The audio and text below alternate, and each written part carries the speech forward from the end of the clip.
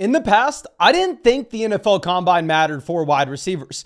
After doing the research for this video, I'll tell you that I am dead wrong, but obviously it goes so much deeper than just finding the fastest guy, and the fastest guy means he's going to be the best guy. I mean, you can go through and look at all the fastest 40-yard dash times we've had over the past 10 years. Pretty much none of those guys have been any good. But how we're going to break this down is I went through the past 15 years and looked at wide receiver ones, so top 12 guys from a points per game perspective in fantasy football. I broke them down by their average weight at the NFL Combine, their 40-yard dash, their 20-yard split, their 10-yard split, their vertical, their broad jump, their shuttle, their three cone, and then their RAS score. That way we can get you exactly what matters when we are trying to identify wide receivers coming into the next level, who we want to be drafting and who we want to be avoiding.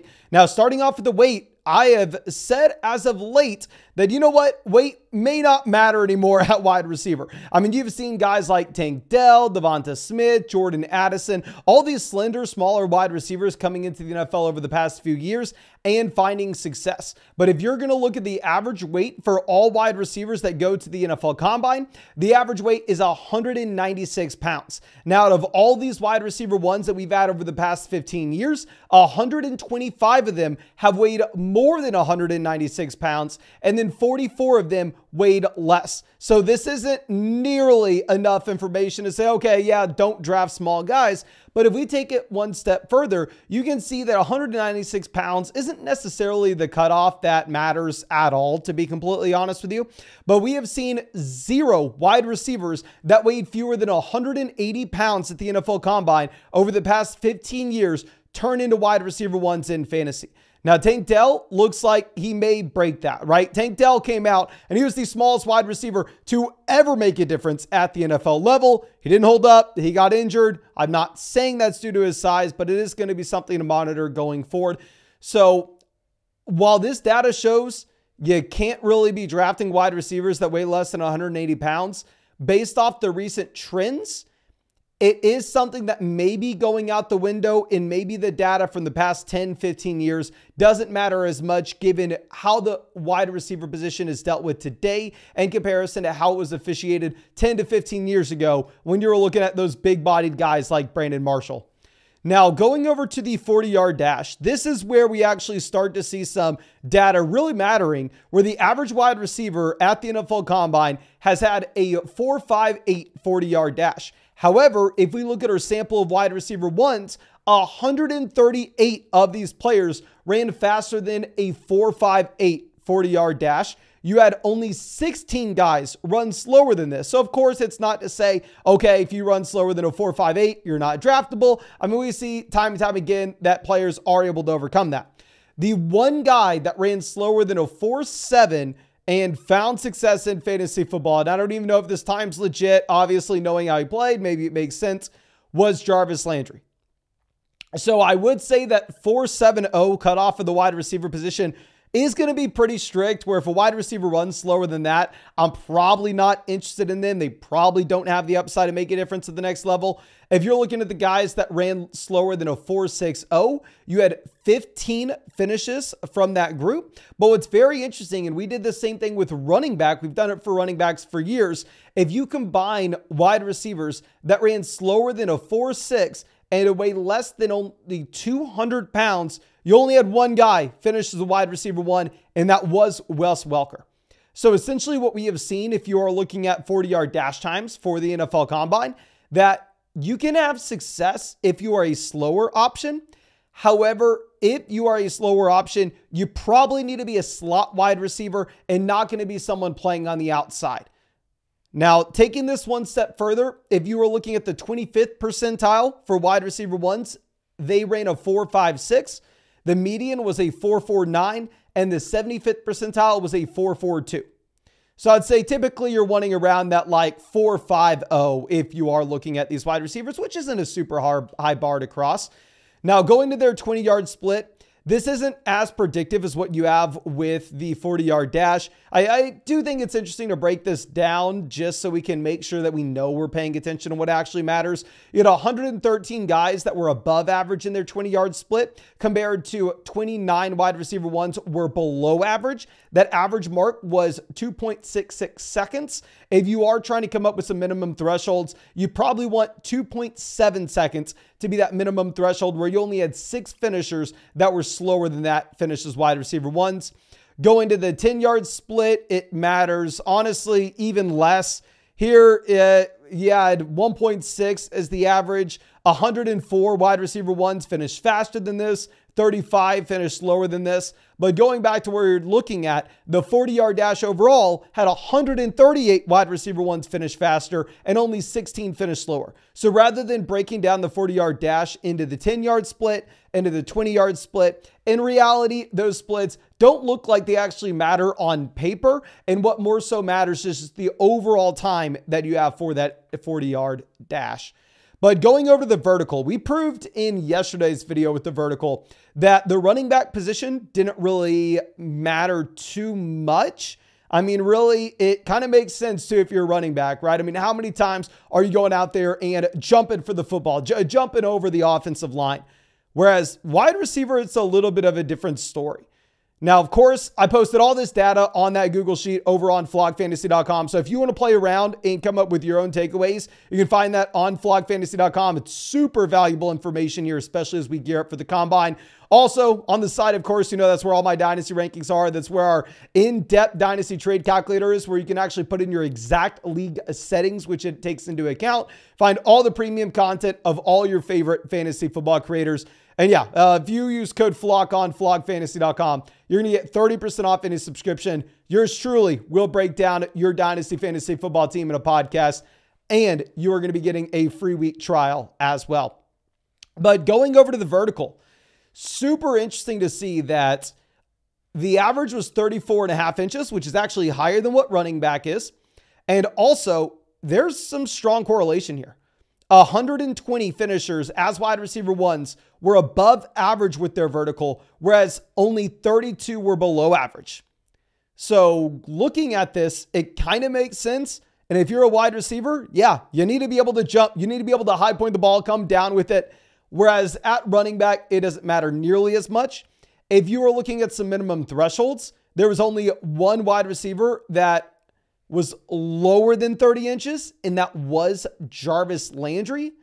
There were 13 finishes that were lower than 33 inches. So I'd say about 30 to 33 inches, I would be really concerned. And you are wanting to hit that like minimum of about 34 inches if you're looking at the vertical. Now the broad jump is another metric that didn't matter too much for running backs, but yet again at wide receiver, it is going to make a difference. The average broad jump is about 9 feet, 11 inches. You had 113 wide receiver ones finish ahead of this. You had 29 finish behind. The guys that had fewer than 9 feet, you had 7 finishers. And the guys with fewer than 9 feet, 10 inches, you had 29. So really, I do think you want to be hitting about that 9 foot, 10 inch mark if you are trying to evaluate from the broad jump. But now going over to the shuttle, this is something that doesn't matter too much for wide receivers here. I mean, maybe it was a little bit different for running backs. Of course, go to the video yesterday if you wanted to see that data. But the average shuttle for an NFL wide receiver was 4.29 seconds. The wide receiver ones had 90 finishers, and the wide receiver ones had 45 that were below average. So the 40-yard dash, the vertical, looks like those metrics are going to be more predictive in finding wide receiver ones at the next level. Whereas here, the shuttle doesn't matter as much. And we saw with the running backs that the 3-cone was a super big deal. And the 3-cone actually matters here at wide receiver as well, where the average 3-cone was 7.06 seconds. You had 109 wide receivers finishing above average, faster than that mark, and 21 wide receiver ones that were below average. Now, there are some pretty big minimum thresholds here as well, where if you were looking at the wide receivers to run slower than a 7.3 3-cone, there are only 4 finishers over the past 15 years that were wide receiver ones. So I would say if someone runs slower than a 7.33 cone, I'm probably not interested if they're at the wide receiver position. And then going back over to what we had with the one encompassing stat, their relative athletic score. You can search just RAS score on Google and you can find the site if you want to check this out. But we looked at it for running backs and it was actually very predictive of trying to find those guys that had upside. And here at wide receiver, I'm surprised to see the same thing. Like I said at the very beginning of this video, I used to not really take into account too much athleticism at the wide receiver position. Typically, we've said, okay, if you were going to produce in college, you probably have a couple things going for you. You have a solid route tree. You can win at the catch point. You can pick up yards after the catch. But I didn't necessarily take too much into account what we had with these NFL Combine scores, but they matter. I mean, here the average RAS score for a wide receiver at the NFL Combine has been a 4.85. The wide receiver ones, I had 133 finishers ahead of this mark. The guys that were below average, you had 17 finishers. So typically, you want to be an above average athlete if you expect to have that elite ceiling from a fantasy football perspective. The guys that were just piss poor athletes at the NFL Combine that had lower than a 3 RAS score, you had Jarvis Landry, Wes Welker, Brandon Lloyd. You had 15 finishers below a 4.0 RAS score, and you had 18 finishers below a 5.0. So what I am looking at with this, to be honest with you, is I almost want to count against any wide receiver at the NFL Combine that comes away with a RAS score lower than 5. Now, I am not going to be crossing them off my board. If they're lower than 3, if they're lower than 4, I'm not going to lie to you, I may overlook them, even if they have an outside chance to be Jarvis Landry. If that ends up happening, I'll take my miss once every 15 years. But if it's lower than a 5, I do think it's a red flag. I think it will be a player that you have to dive into a little bit deeper. I think that if you are looking at that guy lower than a 5, you probably need to see him win in the slots and be a guy that's going to operate closer to the line of scrimmage. And also, you're probably going to like that player a little bit more in a PPR format where he's not necessarily going to have the big play potential to pick up a ton of yards and to pick up a ton of touchdowns. And instead, if he finds success, it's probably going to be with raw reception volume. Now, I get it. This is probably going to trigger a lot of people as we talk about this through the offseason, because what you are going to see from the NFL Combine is everybody screaming, well, look at Antonio Brown's numbers. And this is what happens every single year. And it frustrates me more than anything you could ever imagine as someone who loves diving into numbers. But people will grab an outlier. They'll grab Tom Brady getting drafted in the 6th round. They'll grab Antonio Brown putting up bad combine numbers. They will go through and they'll say, okay, this player succeeded with these marks against them. So that means my favorite guy that I'm going to be drafting in the 6th round is going to succeed with those same marks against him. And they'll hold on to that one player, aka Antonio Brown. Didn't test great, but obviously one of the best wide receivers we've seen over the past decade. And every time a rookie wide receiver underperforms at the combine and shows to be a very bad athlete, they'll say, okay, so is Antonio Brown. This doesn't matter. And while outliers will exist, and while, of course, we can still acknowledge those outliers and look at expected hit rates, what everybody fails to know and what everybody fails to understand, or at least the people screaming this in the YouTube comment section, is while you can point at that one outlier, aka Antonio Brown with bad testing numbers, aka Tom Brady going in the 6th round of the NFL draft, you can point at that one outlier and overlook the 1,000 other players that went to the combine that had bad testing numbers that went at the very end of the NFL draft and didn't turn out to be anything. So it's all about expected hit rates. These numbers are never going to tell us for sure who's going to be good, for sure who's going to be bad. It's just one piece of the overall puzzle, but it's honestly, based off this data, probably something we can't afford to ignore. But I think that's all I have for you. Really hope you appreciate it. If you want access to all this data in a Google Sheet, flockfantasy.com, so we can find all my Dynasty rankings, where you can find all the premium content of all your favorite YouTube creators. And of course, if you use promo code FLOCK on flockfantasy.com, yours truly will break down your Dynasty Fantasy Football team in a podcast, and you'll get 30% off any subscription. But I think that's all I got for you. Really do appreciate you, and really hope you get to see you out with the video tomorrow.